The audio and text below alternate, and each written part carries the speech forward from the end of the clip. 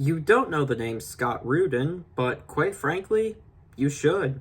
He's produced many movies that I'm sure you're familiar with. The Addams Family movies, The Truman Show, Zoolander, School of Rock, the Stepford Wives remake I took a shot at in my Best of the Worst of Sandler episode 2, No Country for Old Men, and Uncut Gems. He's also made a ton of Broadway shows like Hello Dolly and To Kill a Mockingbird. Point is, Rudin is a titan in the entertainment industry. He's also a titan of being a gigantic asshole. Okay, pardon my French there, pardon my French, but it's true. No, seriously, some people say he was worse than Harvey Weinstein. But anyways, he was exposed in 2021 for his abusive behavior, and he came out with the classic, "I'm sorry for the pain I caused." Yeah, brother, we know you're sorry that you got caught. You're not sorry for any of the pain you caused. But very recently, I saw something that absolutely shook me. Scott Rudin has announced that he is going to make a return to Broadway in this fall. And I'm just thinking, have we forgotten what this dude did? Because I've seen a good few people on Reddit being like, "Oh, so what? Broadway's struggling." Yeah, but I'm sure they can find talented producers and not have to put people's lives in danger. But in case you're unfamiliar, let me just give you some context as to what Rudin has done. When one of his assistants failed to get him a seat on a sold-out flight, he smashed a computer monitor on their hand, and it is horrifying. The guy rushed to the hospital, and I hope he's okay now. And here's the worst thing of all.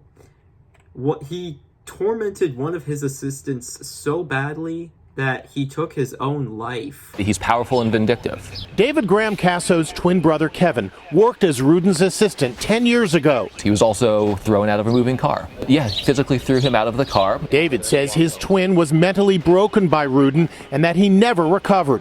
Kevin took his own life last year. So, I have to ask the question, are we really that desperate for entertainment that we are willing to bring back what is the equivalent of a criminal?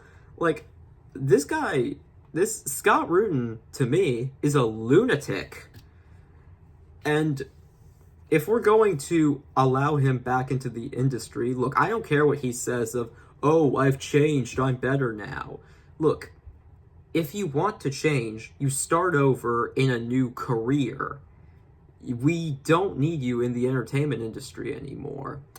The best thing we can do if Scott Rudin is coming back is to just not work with him. I'm saying this to all of the talented writers, actors, and directors. Do not work with Scott Rudin. You guys have the power to save lives. So many people who went into his office came out psychologically damaged.